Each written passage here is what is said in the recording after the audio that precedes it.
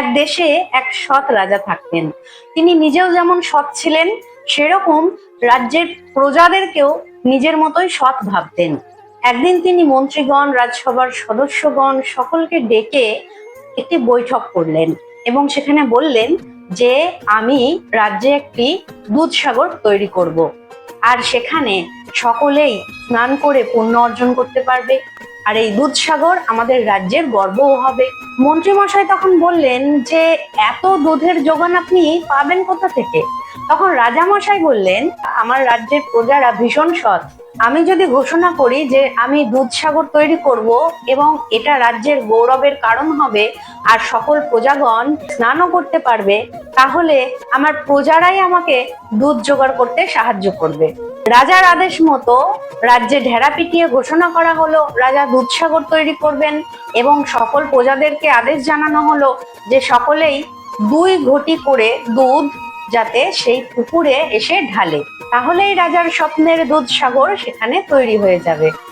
তো রাজা এক রাতের সময় দিলেন এবং বললেন যে আজ রাতেই সকল গ্রামবাসী সাধ্যমতো 2 ঘটি করে দুধ এই জায়গায় ঢালবে, পরের দিন দুধের সাগর তৈরি হয়ে যাবে। এই বলে রাজা নিশ্চিন্তে ঘুমাতে গেলেন। রাজা নিজেও যেমন সৎ সেরকমই ভেবেছিলেন রাজার রাজ্যের প্রজারাও বুঝি এতটাই সৎ যে রাজার আদেশে প্রত্যেকেই 2 ঘটি করে দুধ সেখানে ঢালবেন, আর পরের দিন সকালে উঠে রাজা দেখবেন ইতিহাসের আশ্চর্যতম দুধসাগর তৈরি হয়ে গেছে। পরদিন যখন রাজা ঘুম থেকে উঠে সেখানে এলেন, দেখতে পেলেন সেখানে জলের সাগর তৈরি হয়ে আছে, দুধের সাগর নয়। রাজা ভীষণ হতাশ হলেন। তিনি ভাবলেন আমি প্রজাদেরকে বললাম সাধ্যমতো যাতে 2 ঘটি করে দুধ এই স্থানে এসে ঢালে, তাহলেই দুধসাগর তৈরি হতো। কিন্তু আসল কারণটি কি হলো জানেন? কেন দুধে ভর্তি হলো না বলেন তো? কেন রাজার স্বপ্নের দুধসাগর তৈরি হলো না? সকলে কি তাহলে তার মধ্যে দুধ ঢালেনি, শুধুমাত্র জলই ঢেলেছে? আসল কারণটা লুকিয়ে আছে ঠিক এইখানেই। প্রত্যেক প্রজাই মনে করেছে যে সকলেই তো 2 ঘটি করে দুধ সেখানে ঢালবে, আমি বরং 1 ঘটি জল ঢালবো, 1 ঘটি জল ঢালবো। এভাবেই প্রত্যেকজনে সেই দুধ ঢালার পরিবর্তে 1 ঘটি করে জল সেখানে ঢেলে দিয়ে চলে গেছে। প্রত্যেকেই ভেবেছে আমি ছাড়া বাকি সকলে তো 2 ঘটি করে দুধ সেখানে ঢালবে, আমি যদি একা সেখানে 1 ঘটি জল ঢালি তাহলে তো কোনো ক্ষতি নেই। প্রত্যেক প্রজায় ঠিক এমনটাই মনে করে প্রত্যেকেই 1 ঘটি করে জল সেখানে এসে ঢেলে গেছে, আর ফলস্বরূপ পরদিন দুধসাগর তৈরি না হয়ে ওটা জলের সাগরই তৈরি হয়ে গেছে। আর আসল সত্যটা ঠিক এখানেই লুকিয়ে। আমরা সবসময় এটা মনে করি যে সকলে তো ঠিক করছে, আমরা যদি একটু ভুল করি তাহলে ক্ষতি কি? আমাদের করা ভুলটা এতটাও বড় নজরে দেখা হবে না। একজন যদি এটা মনে করে, তার সাথে সাথে বাকি সকলেই যদি একই কথা মনে করে যে সকলেই তো সঠিকটা করবে, আমি যদি একটু ভুল ত্রুটি করি তাতে অসুবিধাটা কোথায়?